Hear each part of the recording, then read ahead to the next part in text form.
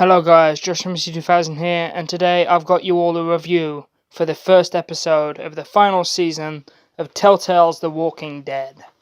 The first episode, No More Running, released yesterday, and I had it pre-ordered, so I got a reduction of the price on Steam, which I'm very happy about considering the fact that we're only going to be getting 4 episodes this time around. Anyway, how is the game? First things first, there's a lot of changes. The first biggest change you'll probably notice is the graphics. Instead of being more like Season 1 or more like Season 3, it seems to be a hybrid of the two styles, and I actually personally really enjoy it. It gives the game a sense of personality, but also gives the game a sense of atmosphere that the first 2 seasons had that I felt was lacking in the 3rd season. However, my one biggest complaint about this episode is it feels like none of your choices really matter, because it's all mostly just setup, and the big thing that happens in the end happens regardless of your choices. I'm not going to spoil what that big thing is, simply because it just came out yesterday. It's not fair. I'm going to give you guys some time, so I'm going to try and avoid spoilers. First up, there is a fairly large cast of characters for this episode, because it is set primarily in an old boarding school that Clementine and a group of youths, or people her age, are all held up in, with AJ. There's Ten, the youngest of the group. He has a nasty burn across his face, and he's seen some things. Also, a key note about Ten, his 2 sisters have recently died, and it takes a toll on him and the group. There is their leader that I have just blanked on the name of. I apologise. He is kind of like the main person that makes things happen this episode.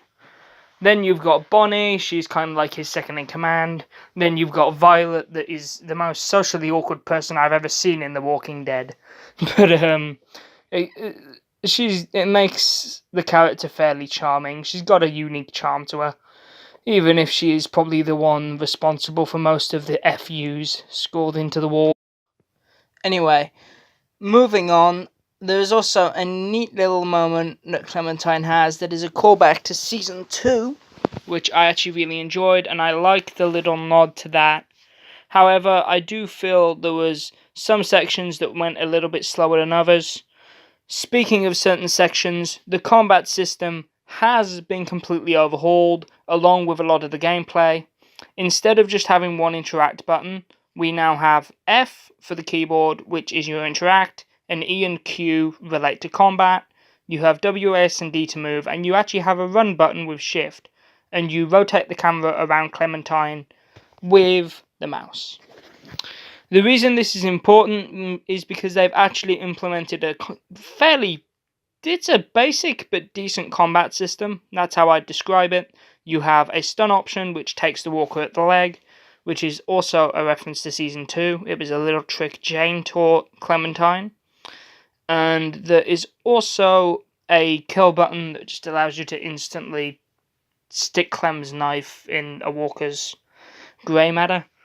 But this also leads up to something else. The fact that you can now rotate the camera around Clementine means that the camera is in a fixed position behind Clementine over her shoulder, which I actually really like. It negates some of the issues I had with the camera in Season 2 and 1, and even 3 in some respects, where the camera was kind of fighting you sometimes, or it was very awkwardly positioned so you couldn't always see things.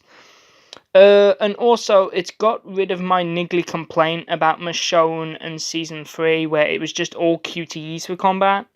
I mean, it is still very much just hit E and Q, but you have to watch where the walkers are positioned, and you have to try and avoid them getting behind you, because if they get behind you, they can grab you and kill you pretty much instantly, and if you allow them to gang up on you and overwhelm you, you're done. You might as well just restart from checkpoint, or just let them maul you and then carry on from there. But it's one of those things where I do think it's unfortunate that they've only just brought in this innovation. If they'd have brought in this innovation around about Season 3, it would have been really good. But as a consequence, we only have one part of The Walking Dead that uses this combat system. So I'm a little bit disappointed. I would actually be open to the idea of them remastering the old Walking Dead games with this new combat system and this new conversation system. Because could you imagine some of the segments from the original with this combat system? I'd actually really enjoy it. And I think it could open up the door to fix a lot of complaints a lot of people have with the Telltale games, which is they're very dialogue heavy and sometimes just feel like an interactive movie. Whereas this, you actually have to play the game, and the fail stakes are pretty obvious.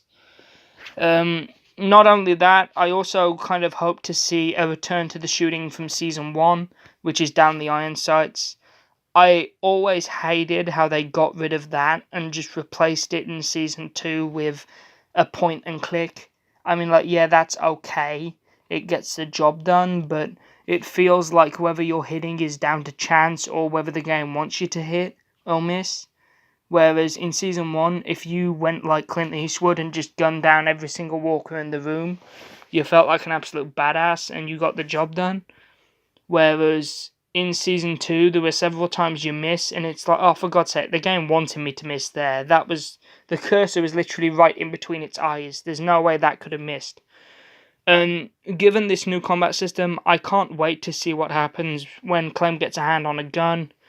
The entirety of the first episode, Clem's just using a combat knife, and AJ is the one that carries a gun. But this is actually really cool, and it leads to show some really interesting takedowns. So the new gameplay combined with the new presentation makes for a really satisfying blend of old and new. And many Telltale Games fans will find themselves right at home pretty much straight away with the conversation and the way stuff like that works. It's still pretty much the same for the most part. It's just the combat and the camera has been altered, and it's definitely a welcome improvement. It's not anything against the prior games. I still enjoyed them. I just think it's a massive improvement, and it helps it feel a lot more like a video game.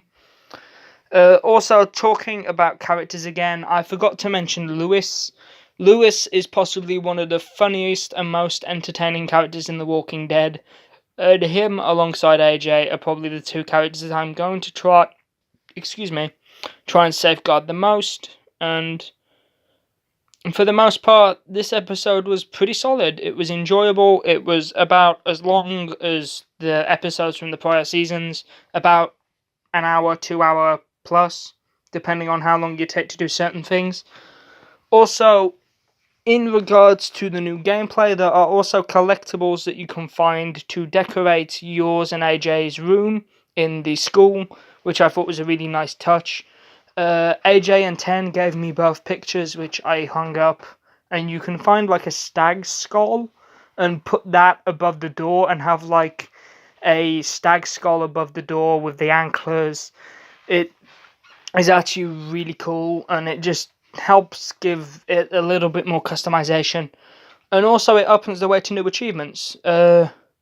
Doing certain things, there's an achievement called Social Butterfly that you get for interacting with every single member of the school before talking to the main person.